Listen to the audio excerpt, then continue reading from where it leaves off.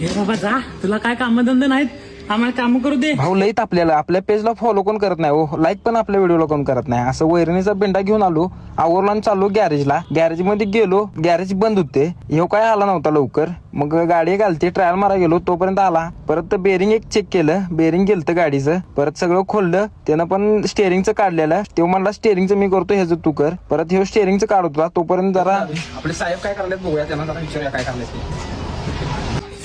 हे बाबा जा, तुला काय कामधंदे नाहीत, आम्हाला काम करू दे. काम करतो मी पण, काळात झालं मला.